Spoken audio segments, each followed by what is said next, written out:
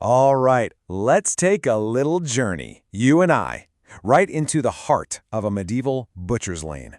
This is a place where commerce isn't just, messy. It is a literal shambles. So I want you to forget everything you know about modern grocery shopping. We're about to step into a world where your dinner, well, it might just wink back at you. The very first thing you'd notice isn't something you see, it's the smell. And this description is just perfect. It assaults you. Imagine a smell so powerful it feels like it's physically hitting you. This isn't just some background aroma. No, this is a character in our story. And that name, the Shambles, it's not just some fancy poetic metaphor. It's a painfully accurate description of what you're seeing. This is pure chaos. The stalls, the tables, the very buildings around you, they all seem to be on the verge of just giving up. Okay, let's really dive into this scene. Picture stalls that look like they were built during a hurricane. Seriously, tables are groaning under the weight of meats from, well, who knows where. Your feet make this wet, sticky sound on cobblestones slick with fluids we're better off not identifying. And the air itself feels heavy, almost solid.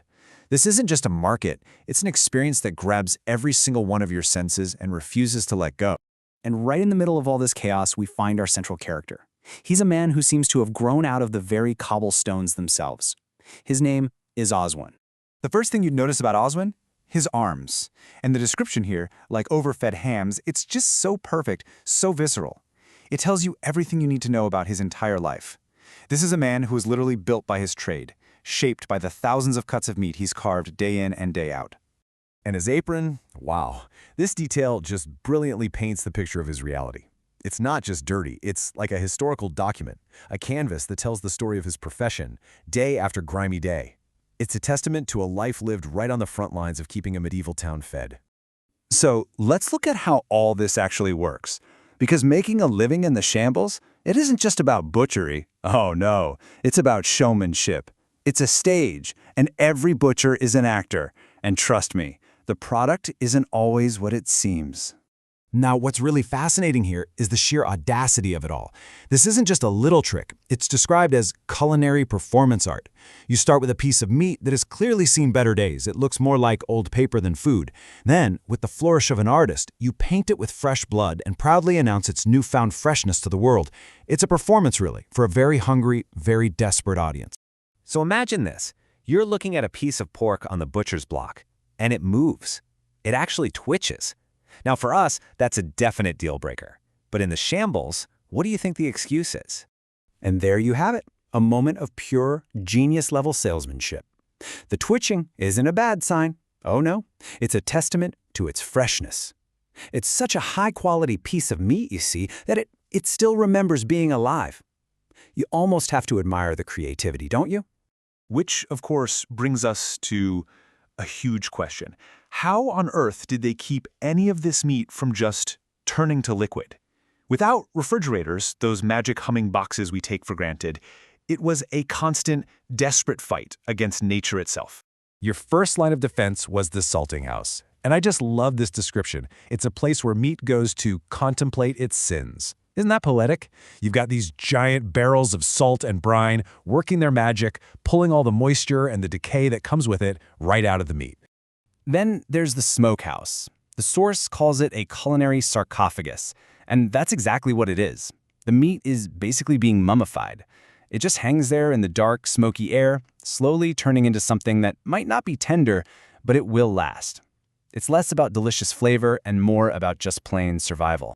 And when all else failed, you'd go see the spice merchant. This guy was the ultimate problem solver. His powders and mixtures could cover up a whole host of sins. The logic was pretty simple. If it smells strongly enough of cinnamon and cloves, maybe, just maybe, your brain will forget it smelled of something else entirely a few minutes ago. And for the truly hopeless cases, there was the vinegar bath. This was the nuclear option, a harsh, acidic soak that would kill pretty much anything living on the surface. The meat that came out was, well, it was changed. It was clean, sure, but also rubbery and just different. Scoured of its sins, but maybe its soul too. So with all this creative chemistry going on, you have to wonder, were there any rules, any kind of regulation at all? Well, yes and no. It was this strange dance between the law and the day-to-day reality. And this dance, it tells you so much about the times. This slide just lays it out perfectly. On one side, you have the official rules. Very sensible stuff. On the other side, you have what actually happens. An inspector comes by, gives the meat a quick poke with a stick. If it holds its shape, it's deemed probably fine. And then he collects his real payment, a sausage for his trouble, and moves on. See, this wasn't just a flawed system. It was an accepted one. A simple bribe was what kept the entire shaky wheel of commerce turning. In a world before science, anything you couldn't explain became folklore. And in the Shambles, the rumors were just spectacular. The most common one? Meat that glowed in the dark? Was it magic? Some sign from the heavens? We now know it was probably phosphorescent bacteria, but back then, it was just pure mystery. And what about the things you could see? The things that definitely shouldn't be there? Well, a good butcher, he had an answer for everything. Maggots? Oh, those weren't a sign of decay. They were proof that the meat was organic.